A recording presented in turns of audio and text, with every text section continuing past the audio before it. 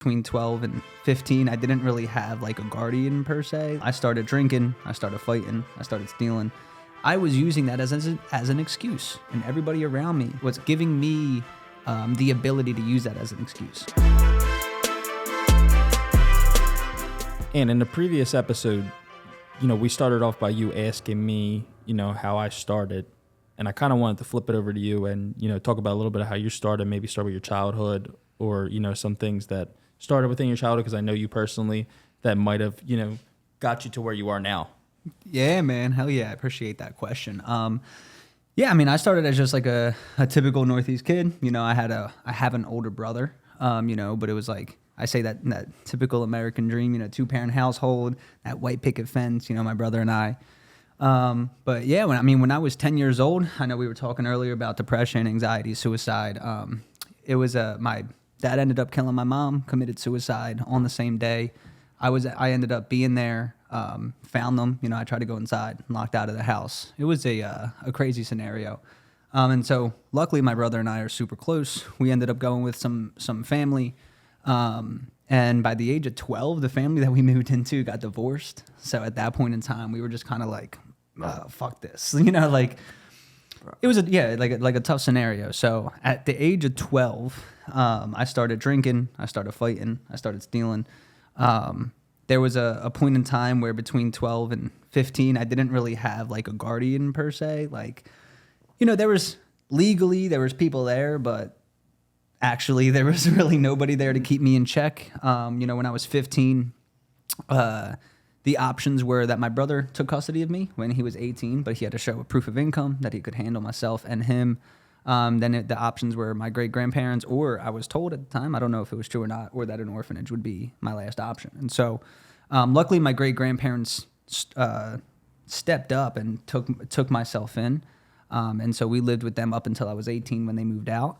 But shit, man, if I'm 15 years old and my great-grandparents are 86, there's a little bit of disconnect there. So my grandma would be like, you need to be home by 9 o'clock. And I'd say, all right, great. And I'll walk in at 9 o'clock. I'll turn around, walk out at 9:15 and go do whatever the hell I wanted. So it was really just like a free range. And one thing that I'm grateful for is at the age of 12, I actually started working too. I figured out, I guess, a little work-life balance at a young age. So drinking, stealing, fighting, but also working. Trying to find landscaping jobs. I was like shoveling snow, doing things like that. 15, became a waiter at a retirement home. Did that for about 9 months, then left there. Stuck with landscaping and valet for a long period of time. Ended up going to LaSalle College High School because I know in a previous episode I mentioned Marty Jackson. He's a great family friend and was a huge mentor in my life. And he actually got my brother and I to go to LaSalle. That was a phenomenal school. I know you guys had went to Judge, and although I didn't really hang out with the LaSalle guys too often, just being there and being exposed to that, every Tuesday morning, Marty would put together a group for kids that went to LaSalle that lost a parent or both parents. So we were able to meet other kids that were similar to us. But shit, man, even in that point in time, everybody that was in it lost a parent, but then I was there and I lost both parents. So it was still a little bit like a struggle for sure. And, I did your typical run-of-the-mill with therapy. Luckily, I was not prescribed any medications. I feel like everyone knew why I was struggling mentally, and I'm just blessed that I did not have to go through that. Maybe that works for people. I don't know. We can get into that in a little bit. But for me, I'm just glad that I didn't have to go through that. But from LaSalle High School, went to LaSalle College, and at LaSalle University, at LaSalle University, I was there for 2 years. Previous episode talked about my experience there. Didn't really work out. I do want to preface, though, that it wasn't all bad. Freshman year of high school is when I met Grace, my now fiance. We've been together for 10 years. Marty Jackson, huge influence in my life. People I know you guys know, the Brennans and things like that. They stepped up for me, my girl's family.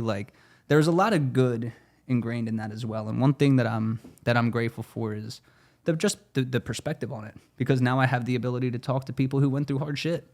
And a lot of people like to use it as excuses. They use the trauma that they went to. It's I can't do what I want to because of X, Y, and Z. And no, you can. It's just all about how you look upon it. And from dropping out of college, poured into real estate investing, similar like what we were talking about earlier, got personal training, nutrition certifications during COVID, had all the time in the world to do so. But all things started to come full circle when I started to pour into the business. I found something I was passionate about. I always had that work ethic because at the age of 12, I started working. And those things really started to click for me. But, I have my own opinions on the current culture nowadays, but I want to pass it over to you guys and hear just like your experience, like with victim culture, because I feel like everybody has a story. Everybody strives so hard to be the biggest victim. Yeah. And from your guys' experience, like, do you guys agree? Do you guys disagree? Like, what's your view on victim culture in general? So 7 years ago, I got diagnosed with type 1 diabetes, right? Mm-hmm. And that is, if you're not familiar, it's pretty nasty. And if you don't take care of yourself, the older you get, you can get a lot of bad symptoms. You can lose your toes, lose your fingers, go blind, die early. Any number of things. Basically, anything that can go wrong will go wrong if you don't take care of yourself, right? So I was diagnosed when I was 17, and the doctors would tell me, you can just eat however you want to eat, and just like everybody else. And everybody else eats like shit anyway. It's not a secret. Everyone knows that if you're honest with yourself. So they would just say, eat whatever you want and just cover with insulin, which I will just say it is impossible if you're just out at a restaurant to gauge how many carbs you're about to eat. It's literally impossible. Mm-hmm. Your body's always kind of changing, so like your insulin needs kind of go up and down. So ideally, you want to take as little as possible. But, they would tell. So I went to them after a few months of it just not working, and I gained tons of weight too, which wasn't good. Like, I'm a senior in high school. I'm about to go off to college. I'm living in college. I'm gaining 30, 40 pounds. I'm sick. I'm worse than I was before I got sick, before I got on the medicine. So they're telling me, and so I go to them. I'm like, okay, should I start cutting the carbs out? And they send me to I guess like a psychologist or whatever. Said I may have an eating disorder. I'm like, how do I have an eating disorder? But like people don't think like that. Like people are just like, oh, okay, well, I'm still just gonna keep doing the same bad stuff I was doing before, even though now like you can do. You get sick like that, and I'm of the opinion you get anything that's like type of disease like that, like diabetes, like cancer, like any of those things. Like you really gotta like take your health in your own hands at that point because you really just got you. So. They were telling me, so for years they were giving me shit about it. They were like, well, and then after a few years of it working, they're like, oh, we don't know if you're diabetic anymore. If you're diabetic, actually. I'm like, there's no way I'm not diabetic. Like, that's impossible. But, it's because everybody else who just kind of goes along with it. They're just like, oh, okay, I'll just do whatever I want to do and eat however I want to eat. And then I would see these people a few years later at appointments. They look terrible. It was really an eye-opener once I went from the Children's Hospital of Philadelphia to Temple University Hospital. And I saw the results of all the... I guess like the lessons they were giving these kids now they're as adults, and everyone looked. I'm sorry to say, everyone looked terrible. Like I couldn't believe the room I was looking at was the most sick room of people I've ever seen. But like people are just unwilling to give up the things that make you sick in the first place. Like people are unwilling to change how they want to eat. They're unwilling to do things differently, exercise more, whatever it may be. They're just unwilling to do it. And then if you say, well, you really have to kind of take your health in your own hands, like, oh well. You don't understand, I'm diabetic. And I could say this, like, because I am diabetic, like, you got to get over yourself. Like, if you have something like that, you have to really, like, it doesn't matter. Like, what you want to do, like, you have to do what's best for you. Like, you can't just look at it like, oh, I'm a victim. I'm still going to do whatever I want to do. Like, it's just not going to work. You're just going to put yourself in a bad spot. You're going to end up getting way more sick, and you're going to live a shitty life because of it. So, like, don't make yourself a victim. You're not a victim. Just because you have something like that does not mean that, like, life stops. Like, you have to just empower yourself. I don't know. There's no being a victim. Like you can't identify. Like I don't identify with diabetes. It's something that I have, but I don't identify with it. Like it's not like my personality. I don't even think about it most of the time. So, and I would even argue too that like you going through that has made you into a better person. 100%. Like when you go through that struggle, you learn how to do different things, how to cope with different things, which can help you in your career, which can help you in relationships or what have you. So, I know Dan had mentioned in a previous episode something along the lines of like, you are where you are because of the decisions you've been making. Mm-hmm. And I mean, that's really what it all comes down to is you have this thing happen to you. What are you deciding to do about it? And, and I wanted to circle back to Dan and Carmen, like, in regard to victim culture and your own personal experiences, like, what does that look like for you? I can touch on this. So, I mean, just to quickly touch on what you said, like, as mentioned, like, you are where you are because of the decisions that you made. I think there are overarching structural factors there that can influence those decisions to be it more likely that you make the wrong decision, right? but nonetheless, it doesn't take away from someone's own individual agency and awareness to make the right decision. Nonetheless, I think just in culture now, there's victimhood is a currency. And the more of a quote victim you are, and this isn't to take away from actual like victims and their experiences, but I'm just talking about like victimhood as like a currency that this happened to you, and now like the world is pretty much the worst place, or like your opinion holds more weight. And what I'm getting at is kind of like the idea that comes from left wing academia, which is intersectionality. Maybe you've heard of it, maybe you've not. But how this kind of manifests itself is the number of quote like oppressed groups, and it doesn't take away from actual like historical oppression or anything of that sort, but the number of oppressed groups or discriminated groups that you belong to. Now, if you belong to say 3 of them, your opinion holds more weight. You somehow have this clairvoyancy to know more things, to perceive things that others cannot. So, for example, me as a white male, straight white male, my intersectionality, like very low. Like I'm at the bottom of the totem pole. Like my opinion means nothing. I have no like quote lived experiences, and I've never been a part of a oppressive class, and never been oppressed, which is true. All this stuff, but like because of that, my opinion's like niche. Like it's nothing.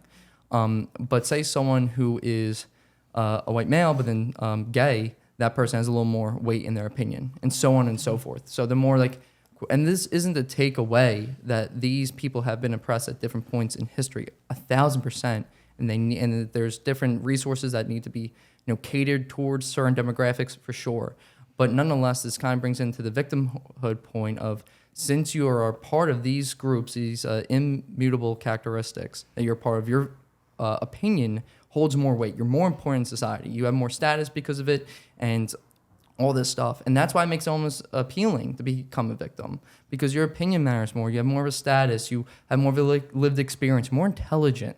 Things that are obviously not true, but we all act like we are, or that they are in culture. Mm-hmm. So I think that's a huge issue, because then you're making it appealing to become a victim. For sure. And let yourself kind of put you down because it's virtuous, or because it makes you more intelligent. And it's not to say people aren't victims, but I think a lot of people overindulge in it or use it as a crutch. Mm-hmm. And yeah, I would say those are some of my thoughts too, because it's hard to completely give them, because there is a balance to it. Like people are victims, but simultaneously people lean into that victimhood for virtuous reasons, or because they want the status from it, all et cetera, et cetera. So what did you say the term was? Intersectionality. Intersectionality? Yeah. Okay, yeah, that's the first time I've heard that. Yeah, it's a way it's manifests itself in society. So that's how I would kind of describe it. Yeah, and especially when people are victim or I don't know. The first thing that I thought of is when people are asking for reparations and shit. I'm sorry, but you deserve nothing because of something that your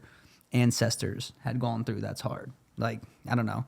I think measuring people's, and I'm not saying you're doing this. I'm just saying that concept in general, measuring somebody's value based on how victimized they are, or how victimized their grandparents were 100 years ago. I don't know. Personally, I think victimicality is just complete bullshit. Mm-hmm. I say if something happens in your life, why do you want people to feel sorry for you? Mm-hmm. Right? I would just go on with my day. Stuff happens to everybody. It's not just unfortunately some things happen worse than other people. I don't have diabetes, right? Mm-hmm. But something else is going to happen to me in my life. My parents, I didn't have a rough childhood like that. But if you dwell on that and you want people to feel sorry for you, what's the result out of that? There's no result. Nothing. Right? You just get people to feel sorry for you, and you feel like you're a victim, and then at the end of the day, you want things handed to you instead of you just moving past it. It may take a couple months, it may take a couple years, it may take a lifetime before you actually move past something. But there's no reason to, make this your life. Like you said, you don't make diabetes your life. Mm-hmm. It's something you have to live with and build on. So I personally don't like the victim mentality. It's not even in my vocabulary. When bad things happen to you, you have to just kind of accept it. There's really no other way around it. 1,000%. I can't sugarcoat it. You have to accept when bad things happen and just kind of go from there. Any kind of sickness, anything like that, dude, you just kind of got to move from there. Opportunities to get better. Yeah, 100%. And also, when something really bad happens to you, you can really find out who you really are too. And if you really backed into a corner. And one thing that I think of too is all right, when I was 10 years old when my parents passed away, 12 years old when my guardians got divorced, right? And, you know, you don't know what you don't know. So I don't beat myself up for how I reacted at that age. You know, I was... Bro, you're 10 years old. Yeah, right? Like 12 years old, deciding to drink, deciding to fight, whatever that is. Like, all right, cool.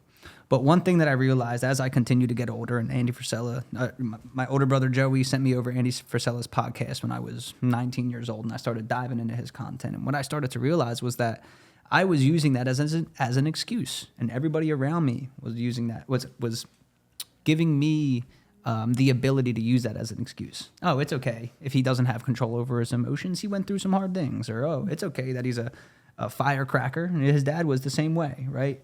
And I realized that, no, it's not okay. Those are just excuses, right? And so once I started to change that, you know, there's a quote like turning my mess into my message, right? I started to pivot at the age of 19.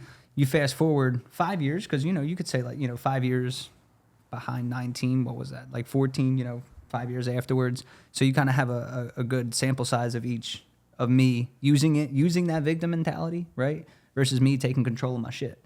And you fast forward 5 years, and, you know, I have the Grit and Gratitude community where, you know, we teach people how to live a healthy lifestyle. For you guys that don't know, my dad was severely overweight, had zero control over his emotions, was drinking all the time, did not exercise, did not do anything that we talk about that's good for the human body. Dan, I believe in a previous episode you brought up toxic masculinity. Like, to me, that's toxic masculinity. Like, you're not taking care of yourself, right? And so I want to be as far away from that as I possibly can, and I want to help others do the same. And so now, because of what I went through, I'm in a position where I'm helping other people learn how to take control of their emotions, learn how to be the healthiest, the best, the most strong, the most fit version of themselves, so that they can make their message as well, right? And, you know, one thing that I mentioned, David Goggins, when we were talking about role models, and I was going through 75 hard. It was during COVID, and I would go out on a run. I was running 4 miles. I would listen to David Goggins and his story. And I came to the realization that, like, my man's is talking about when he was 8 years old, how his dad held a gun to his head, and I'm sitting here bitching about running 4 miles. Like, this isn't that bad. And I continue to push the envelope, and now, you know, I ran 100 miles 3 times. I have another 100-miler coming up at the end of March. And one thing that I'm doing this year, every month from March until December, I'm running at least a marathon or more to raise money for orphans and to raise money for inner city kids to get them off the streets and help them have an outlet through health and fitness. Because of what I went through, because I stopped being a victim, has now allowed me to have the platform to do those things. And so I'm sharing that because using that victim mentality can hold you down from doing so much good in the world if you can just turn around and just flip the switch. No one feels sorry for you. I go like this all the time. It's a baby violin. Like, I'm sorry, shut the fuck up. Yeah. You went through hard things. Cool, good. Dan went through hard things. Carmen went through hard things. I went through hard things. Joe, you went through hard things. So what? Go do something about it. I want to go back to your childhood. So yeah. Before you found 75 hard, mm-hmm. was it the victim mentality was in your thought process? And then how did you just automatically, when your brother sent you that podcast, did you flip the switch? Or was it progressive, like day by day? Or was it just an instant for you, like, hey, I need to get my shit together? Dude, that's a phenomenal question. So he sent me 75 Hard, the podcast, in March of 2019. And I was a bitch. I listened to that thing. I'm like, give up alcohol. What are you fucking talking about? Like, 2 workouts a day? Like, I can barely fit 1 in. And I had all those reasons as to why I couldn't do it. However, I guess something resonated with me. Because then I would walk to the gym and I would put the MFCEO project in. I would be in the gym lifting and I would listen to the MFCEO project. I would, you know, I started driving everywhere, and instead of listening to my lectures, I would listen into the MFCEO project. And it wasn't until July, so a couple months after that, is when I first attempted 75 Hard. And it took me 3 tries my first time. So I got to day 67, and then my buddy went away and I craved to a beer. Restarted right away. Then I got to day 9. I read 9 pages and not 10. I restarted over, and then I went through that 75 Hard for completely for the first time. And I mean, doing the 75 Hard program, I continued to live hard after that. Completely changed my life. I realized how much control we actually have and how those little decisions every single day over a long period of time create such a distance between who I was and who I want to become. I don't know, I'm a big visual person, so it helped me realize, like, damn, in 150 days, in half a year, less than a half a year, I completely flipped my life around, my fitness around. And at that time, I dropped out of school. I was trying all these new things. I was dialing in my fitness. And yeah, it just was a huge eye-opener for me to how much control that we have. So it sounds like, based off of your experiences, is that when you realize and you flip the switch that, hey, there's other alternatives out there to what you're actually doing. So, hey, I'm eating shitty fast food. Let me eat something healthy. Mm-hmm. When you made these healthier choices or these more positive choices in your life got better. Mm-hmm. Yeah, 1,000%. 1,000%. And one thing that I want to, because I everything happens for a reason. I'm a big believer in that. And so I started diving into the MFCEO project. That's how I came across a guy, Sean Stevenson, who I mentioned in a previous episode. And I started diving into the Model Health Show as well to help me better my health, better my fitness. I was into personal training. I was into nutrition. And I started diving into his story as well. Never heard of him? Please dive into his story because he reversed an incurable disease at the age of 22 through his habits, through his nutrition. And it's simply amazing. Which disease was that? Just out of curiosity. It was degenerative disc and bone disease. Okay. So he had like the spine of an 80-year-old man, right? And completely was able to reverse it. Hearing his story, diving into the MFCEO project, diving into the Model Health Show, I wanted to get as close to these people as possible, right? So then I heard about a nutrition certification program that Sean Stevenson was a part of. That's what I got my certification in. To kind of tie it into this topic, that I got a specialty in mental wellness and emotional eating. Which allows me to work with people's doctors one-on-one to help get them off of prescription medications for anxiety and depression. With my business, with Grit and Gratitude, one of the ways that we coach people is through the First Form, which is Andy Frisella is the CEO. So I've been invited to First Form. I've met Andy Frisella in person. I've listened to him speak at his headquarters, and it wasn't magic. It took work. I am not nearly as close as to being what I want to be, not even a single % of where I will be. But I wanted to get as close to these people as possible because of the impact that they made on my life. And my goal is to continue to push the envelope to meet these people, to be friends with these people, to be associated with these people because of how much they impacted me. But if I had that victim mentality, that would have never happened. Yeah, I got a question for you. Yeah. I want to share something really quickly. So when I think back to when I was diagnosed with diabetes, right, before I went to college, I thought about it and I was like, okay, if I follow the path that all these people before me have followed that have the same disease I have, realistically, when I go to school, if I'm like, who am I going to be? Am I going to be able to outcompete other guys my own age? And I thought about it. I'm like, fuck no. Like these people, like unfortunately, look, I mean, I get they have a disease, the same one I have, so I can say this, but like, I mean, they're kind of in a bad spot. Like they can't outcompete anybody. Like they're kind of fucking screwed. Mm-hmm. They're so unhealthy. Like so it fucks your mindset up. Like you're basically making yourself helpless. So I looked at them and I'm like, okay, I don't want to be anything like these people, any of them. I'm like, I want to be way healthier than this. I'm not going to accept what they just tell me as fact.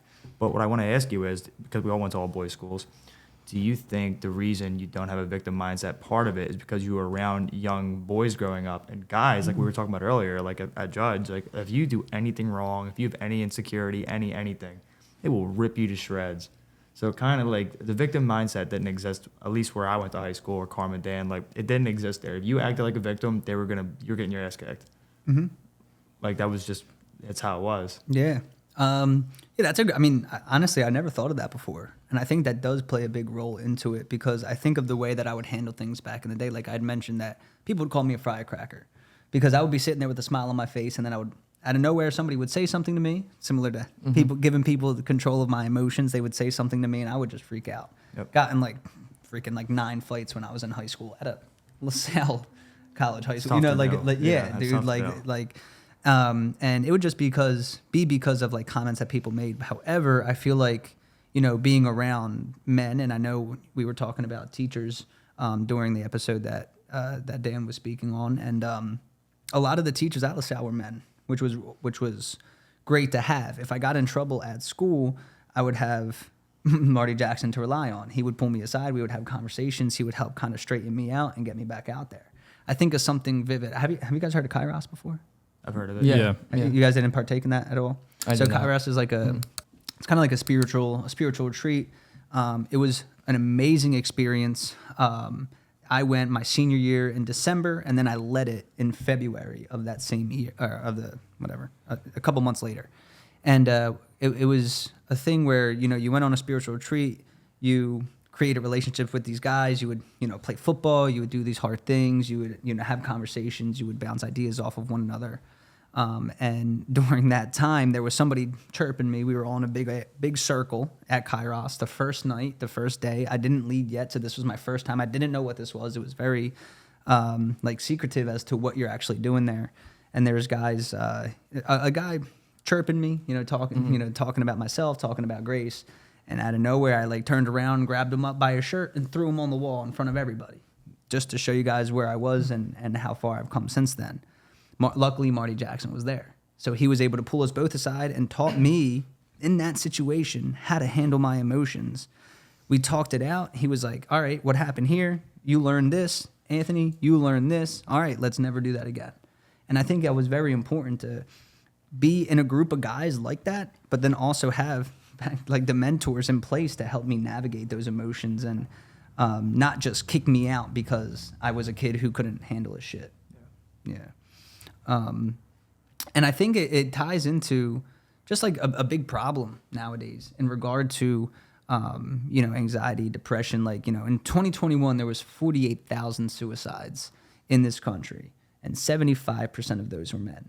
That would be equivalent to a Boeing 737 crashing every other day, and 75% of the people on that plane being men.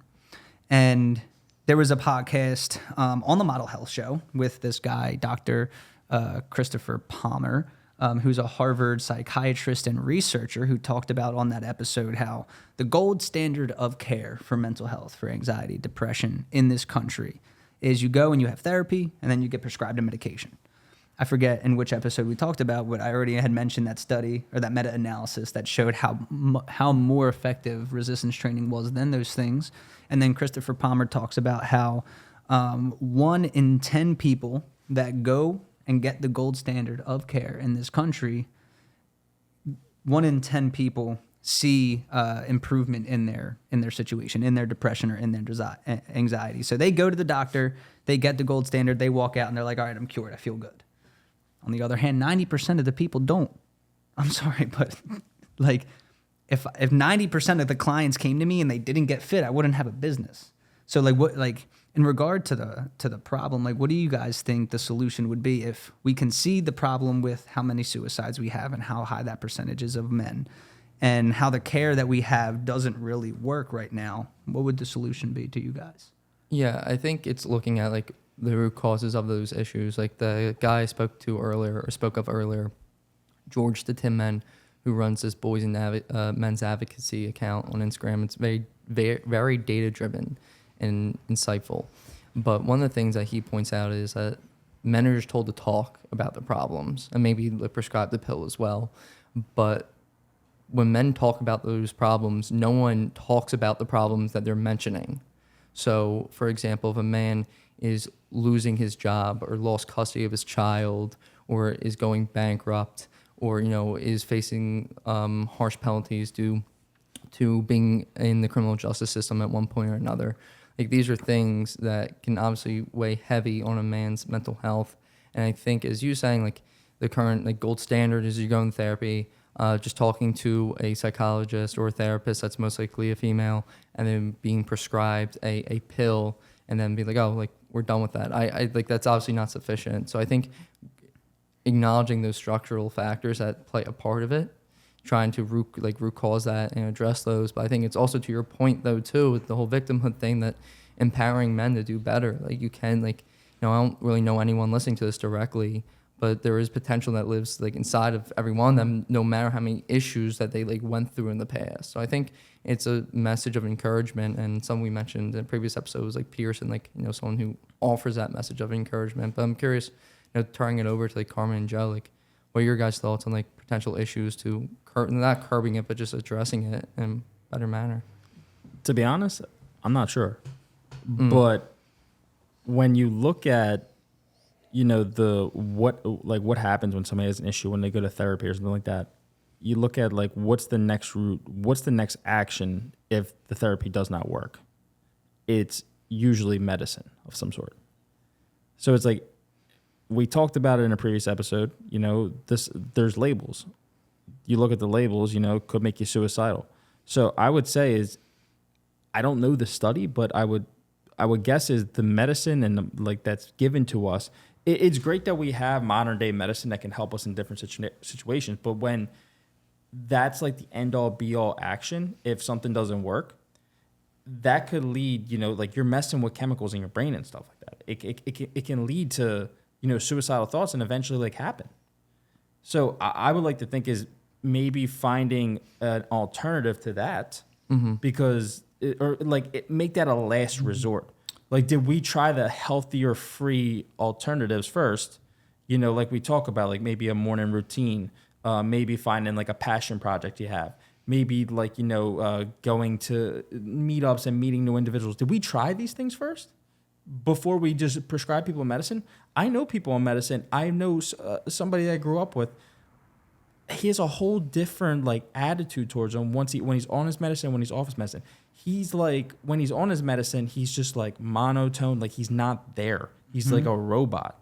Like diluted almost. Yeah. So it's like, and I truly believe, not to sound like a conspiracy theorist, but I truly believe like that's how the government wants us to be, so they can take advantage of us. I have a quick remark on that too, because you speak of like the medicine part and how that's kind of like, instead of maybe a last resort, and after going through all these different options, like something that isn't talked about at all is something called cognitive behavioral therapy, CBT, and that's kind of evaluating what you're feeling and addressing it. So if I was feeling angry because a date canceled on me, and I was like, I'm the worst person in the world, nothing's ever going to work out for me. It's something that involves this sort, and I learned this from the book, The Coddling of the American Mind, that goes into like writing down how you're feeling and why that may be, but also looking at the emotional distortion that you may be experiencing. And the one I just described is like the date canceling on me and me feeling like I'm the worst thing in the world and no one's ever gonna like love me or be attracted to me, is like, that's catastrophizing the situation. Same thing if you go through a breakup or you meet someone, you have this adverse interaction with them and you just go, oh, he's a dick.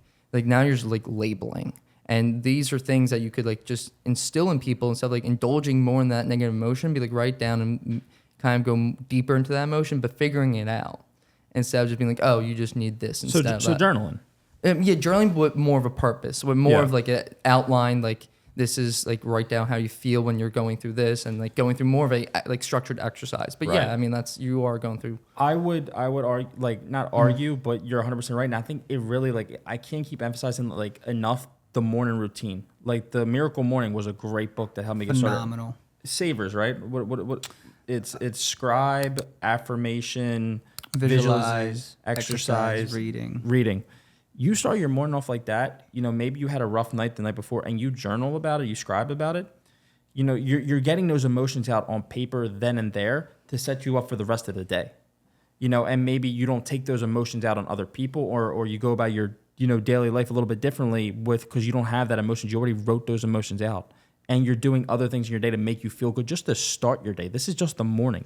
You still got the rest of the day awake to do what you need to do. Mm-hmm. And then it's up to you to make the positive, changes in your life to get better. So that's why when we talk about the modern day medicine and that's like the first action, I say, try a morning routine first. I'm not saying it's going to be the end all be all to your problems, but do it long enough for 6 months. See how you feel. Tell me if you're better. I can guarantee you're better. One thing I wanted to highlight about your point too is, year after year, we're spending more and more and more on the current medical or the health situation. I call it the sick care system because that's really what it is. There was this thing that was done that, 100% increase now from 2050 is what we're on pace for with disease in America, with where we're standing now. So clearly what we are doing is not working. We're spending all this money for solutions that are not providing a result. And they're Band-Aid solutions. Yeah, they are. And Brigham Bueller is somebody who was on Joe Rogan now twice and is a phenomenal listen. He was somebody who was in pharmaceutical sales. And in the first episode, talked a lot about his experience with the system and the intricacies of the system, and how it's a business. That's really what it is, and the corruption behind it. And then in the most recent one, which was in December, he talked about how he has his company Ways to Well, and how he's playing into the solution of the things. And he mentions that in the first one too. And I think it would be a great listen for everybody to dive into to kind of understand what Carmen was talking about. But to kind of circle back, Joe, So yeah, I want to touch back on that. So like a lot of guys, right? Like you ever have a bad day and you go out with your friends for dinner or whatever and you just feel better? Yeah. The problem a lot of guys have is they don't have a lot of friends. There was a study, I cannot remember by who or by how many men, but it was basically, the gist of it was that a lot of guys don't have one close friend. Mm-hmm. I mean, that's... It's a fivefold, yeah. So 15% of men say they don't have one single close friend, and that's a fivefold increase from the 90s. I mean, is that like... That's screaming at me. Like that's pretty bad. Mm-hmm. Like, Yeah, 100%. if you have no friends, if you have no network, like what are you supposed to do? Like you're upset. I mean, like if something goes wrong, I usually just bounce it off my friends. Maybe I'll be upset for a day or two, and I'm usually fine 3 days later. So what I mean? I would be curious to know in that study what those people do on their day-to-day basis to not have friends. Well, I would agree. I would agree with that. Mm-hmm. Like I would want to know, like, are they doing something where they're around people, or are they sitting at home doing nothing, playing video games? Well, And even too. even playing like if you're a kid, if we're talking about kids, even playing video games, like you can make friends online, and then eventually if you move to a different city years down the line, and maybe you move to the same city, maybe you build a really good relationship with somebody online, through video games, through just online talk and stuff like that, to where that they become your friend. That's the great power of the being in 2024 and the technology that we got is you can essentially make friends anywhere. I network with people all the time online that I've never met, but I know if I'm in their city, I'll link up with them. 1,000%. Well, I think guys also today are a little lazier than guys from generations before. Like if you even are like, oh, we're going to play basketball tonight. Do you know how many guys will just be like, yeah, I don't want to go play, or we're going to go do this? Like they just don't want to do anything. So like guys can become friends pretty quick, and like when you meet somebody, like it's not that hard to become friends if you're guys. Yeah, that's right? that's a you problem if you're not putting yourself out there. No, I know, I agree, but like I think our world is so like you can just get all the dopamine hits you need from your bedroom that a lot of guys are just so used to that they don't have anybody, maybe they don't have like a dad at home being like go outside and go play, or like go over your friend's house, like maybe they don't have that. Mm-hmm. So yeah, 1,000%. And and I think Carmen, I think you had mentioned it earlier, but like going out and I mean first and foremost taking care of yourself. Like you said, using the medications as a last resort, and I'm a believer. I think that at least for me and for people in Grit and Gratitude community, like that's been working for them. Some people, yeah, they need the medications, but they're also taking care of their health. So they're drinking water, they're prioritizing protein, they're eating whole foods, they're moving their body, right? Everything that we do physically has a direct effect on how we operate mentally as well. And if you're looking around, I'm like, you can look up Facebook communities to find even like very specific, like something that you like in your general area so that you can connect with like-minded people. You can meet up with them. Like, once a month, Grit and Gratitude, we have a walk, talk, and coffee. We all meet up.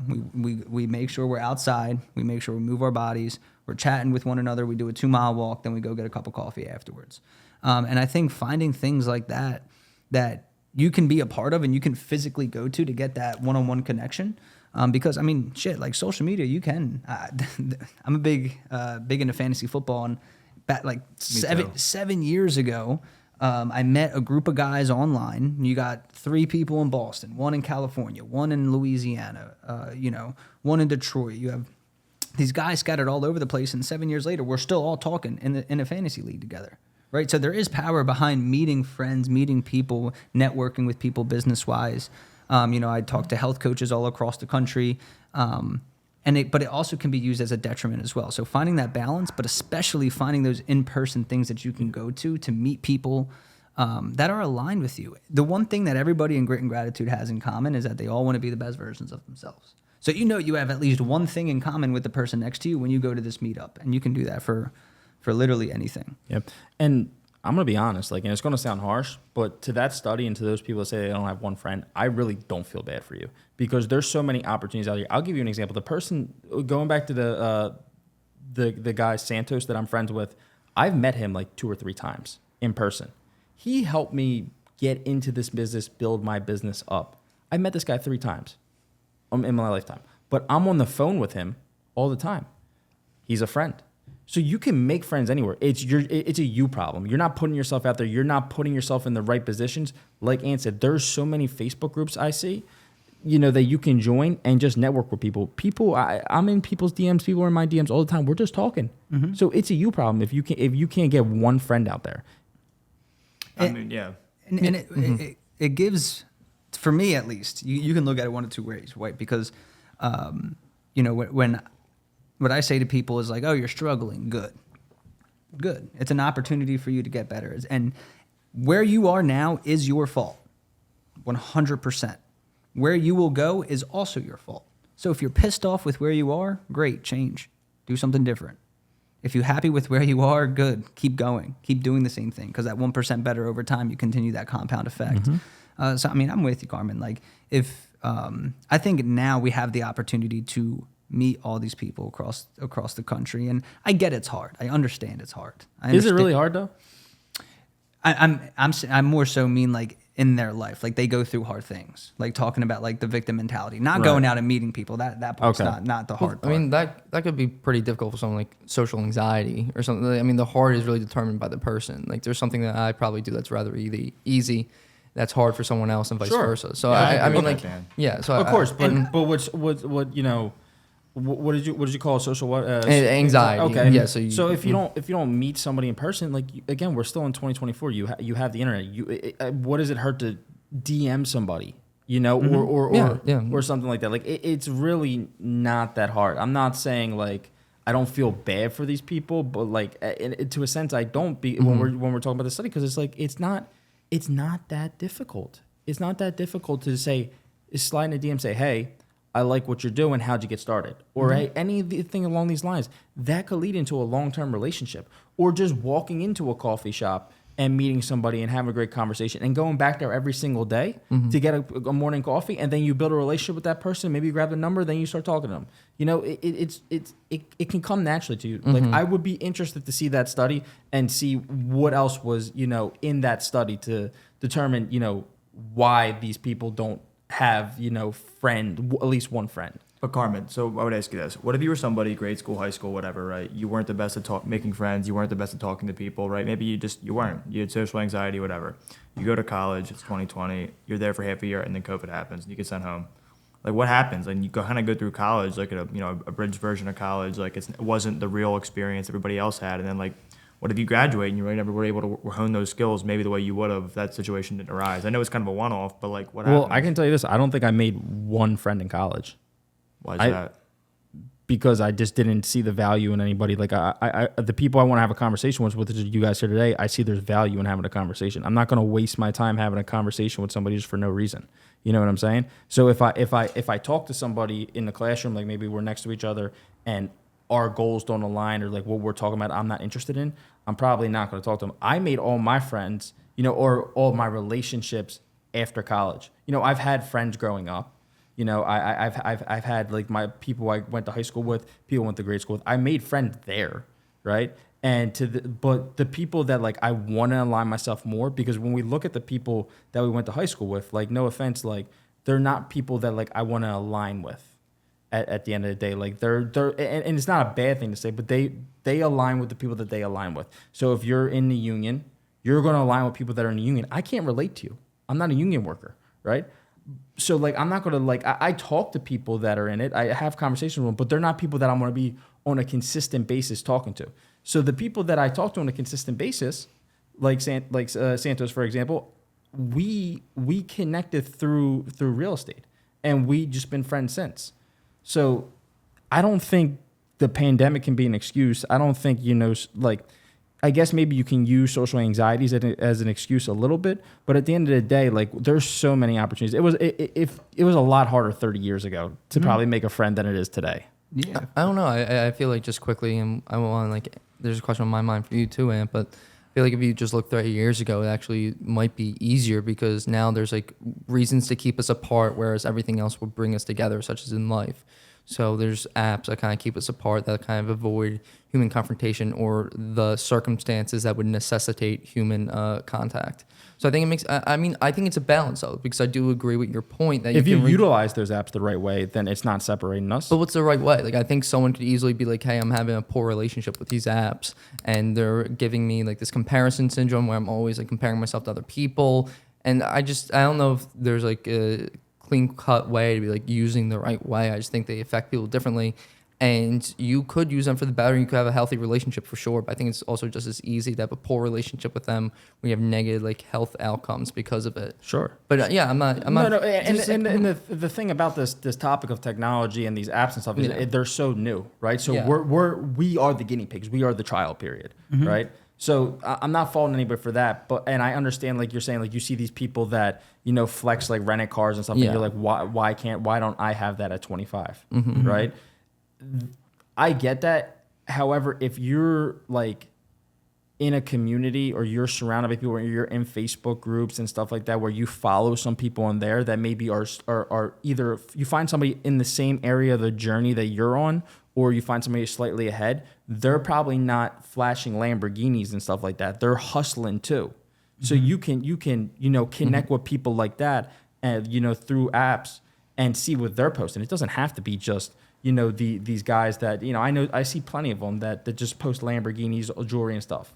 That's like they're either rented, or it's like one of those rare scenarios where they something happened and they got it quick.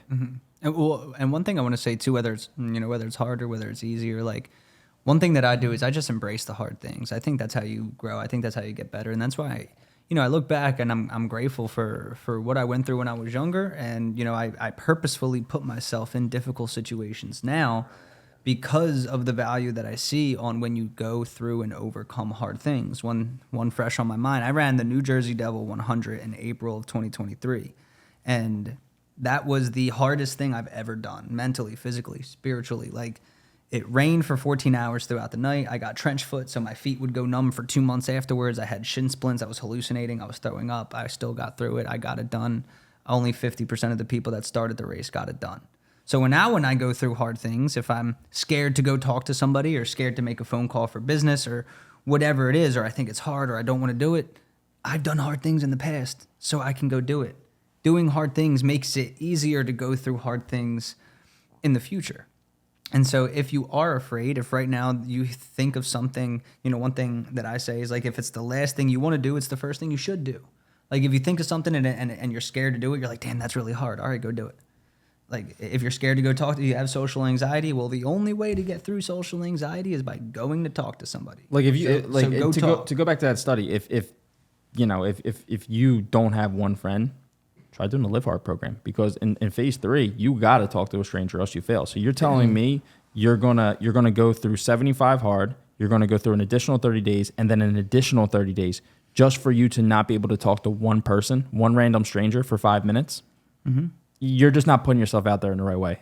100%. Dan, I know you said you had a question that you wanted to Yeah, no, I was curious on just like the hardships that you purposely put yourself through, because I think a lot of people kind of they try to avoid hardships, right? They try to avoid suffering, but I think they fail to grasp with the reality that life is suffering to a large degree, and the only way you can like build a character to prepare for that suffering is engaging in involuntary suffering, because to prepare for that involuntary suffering, such as losing a loved one, losing a job, and having building that character, so when those hard times do come, they don't flood the beaches of your life. Like, you're able to pretty much survive that. And I'm just curious on where that happens, like for you, where your mindset kind of came from of purposely engaging in those difficult things. Because for me, like, you do that more than anyone else I know. Like, these 100-mile runs, these marathons that like just sound miserable and are miserable in a lot of ways. Like, what brings you back there time after time? The hardest things that I go through often provide the greatest reward at the same time. So for me, when I look at a task on how difficult something is, I keep the end in mind, in the fact that the reward is going to be tenfold on what I'm going through right now. So like, being with the same woman for 10 years, being engaged, like navigating that relationship, that shit's hard. Building a business. Carmen, I'm sure you can relate. Joe, I know you're in the similar, Dan, all of us. That shit's hard, right? And I also understand, though, because of the things that I went through in the past, like, again, am I happy that my parents aren't here right now? Am I happy that now, being at the age of almost 25, that I lived over half of my life without my parents than with them? No, that doesn't, like, I'm not happy about that. But what I do realize is me going through that molded me into who I am today. I wouldn't change who I am today. So I've come to terms with that, and I purposefully put myself through hard things with, you know, Spartan races and ultra marathons and things along those lines, because, I mean, similar to what you had said, you said it in a very good way that I could not repeat. But when I go through hard things, it prepares me for the things that I can't control. So, you know, like, you know, I have family members that aren't doing too hot right now, but I am still able to control myself and execute because I've went through hard things before. And I know, just like in my, you know, the New Jersey Devil 100, I just did it one step at a time over a long period of time. And guess where I got? To the finish line. And that's the same thing in any area of your life, with business, with, you know, if you have, you know, a loved one that's going through some things or whatever that looks like for you. If you just take it one step at a time, focus on the things that you can control throughout that time, you're going to get there, and you're going to get there better on the other end. So the way that I look at it is, the more I put myself through hard things, the better individual I'm going to become. And, you know, doing it in the physical for me is one of the best ways, because I feel like through the physical comes with the spiritual and the mental sides of it as well. And really, at the end of the day, like, I think when you do hard things, when you take care of yourself, you know, one thing that Andy Frisella says is personal excellence is the ultimate rebellion. Like, I truly, truly believe in that. Like, be a good person. One thing I tell Grit and Gratitude is be the domino, which means that you have the power to influence one person. You have the power to influence culture. Like, if I was doing the same thing that I was doing when I was 15, I would be unhealthy. I would just be any other statistic. I would be struggling with my mental health. I probably would be like an unhealthy weight. But because I changed that, I have the power to influence the people around me, just like you do listening, just like everybody does here. You have somebody that looks up to you, a family, a friend, a coworker, you know, someone on social media, whatever that is. And so if you can lead by example for them, you can show them how to live in a more high value life, so that they could do the same. And I feel like that would be the main solution, and the benefit of that is we have the power to influence culture. You know, we have the power to equip ourselves to do hard things, to get through the hardships in life, and keep our head high, and to continue to take it one step at a time. And it's not easy. It's not easy at all. I mean, shit, at this point in time, 8 in 10 Americans are overweight. Well, the more that we continue to live by example and spread that word and spread that mission and help people reverse what they're in right now, that number is going to start to change. And, you know, I don't know if you guys have any like final thoughts or. Yeah, I mean, the only way that you can get the message out is by doing, right? And then by documenting. Mm-hmm. So doing and documenting. I keep going back to that study, but the more you put content out there, the more you show that you're doing something and there's a process, the more those people feel like that is possible. Mm-hmm. And if it's possible, then they might have the courage to actually go out and talk to somebody, and then they'll be able to make a friend. But it comes with setting an example and actually in the doing consistently, day in and day out, to, you know, being the best version of yourself, kind of like you've been summing up this whole time. Mm-hmm. Yeah, 100%. You guys got anything?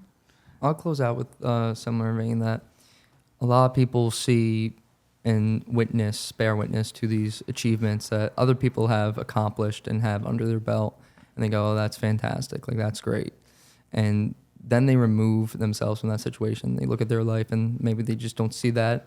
But I think a thing that a lot of people do is they don't realize that they're also capable of that, and they separate themselves from greatness, but they don't realize that, like, these people who have achieved these great things are much more similar. Like, they probably have messed up habits in some regard, probably went through some shit that changed them for the worse or for the better, and they're similar. They're much more similar to you. And I think that if people understood, to your point, that if they just took more agency in their life, they could change it dramatically for the better and for the people around them, because people bear witness to what you're doing, and you can have that impact. So I think empowering people to make their life the best life they can possibly do and create is definitely a great message to hit home with people.